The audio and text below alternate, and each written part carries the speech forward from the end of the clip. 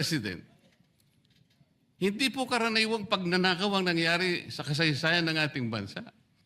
Hindi po ba ninyo naiisip, mismong kabang bayan ang tumagilid pagkatapos magtatago kayo sa prinsipyo o doktrina ng interparliamentary courtesy?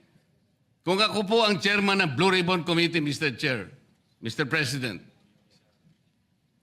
hindi ko po igagalang interparliamentary immunity sapagkat ang pinag-uusapan dito ay interes ng mamamayan. Huwag po tayong magtago kung saan-saan. Sinabi po ninyo, Mr. President, Senator Lacson, yung Apostille Convention. Hindi ba pinahayag po ninyo sa isang pag-i-interview ninyo na kung si saldi ko lamang ay makakuha ng isang subscribe statement, kahit sa Zoom lang, ipatatawag namin siya.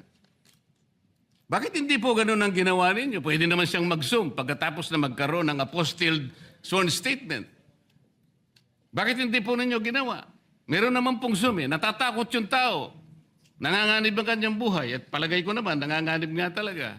Iintay pa po ninyo na humarap sa inyo? Pwede naman ang Zoom eh. Kung talagang gusto nyong tuntunin ang lahat ng mga ebidensya na dapat nating puntahan. Ito po yung pinupunto ng aking privilege speech kahapon eh.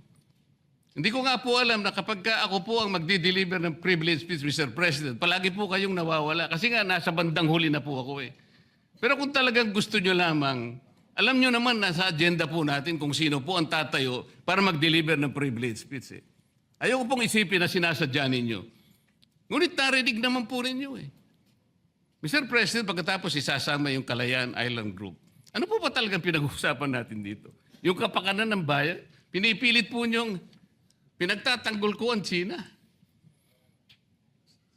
Sa March 12 po, Mr. President, Senator Lacson, sana po may panahon kayo sapagkat ipinatawag ko sa magitan ng isang resolution at ito po ay alam na ni Senator Erwin. Pinatawag ko po ang NAMRIA, pinatawag ko po ang Philippine Coast Guard, Philippine Navy, ang DFA, pinatawag ko rin po si Justice Carpio at saka yung profesor sa UP.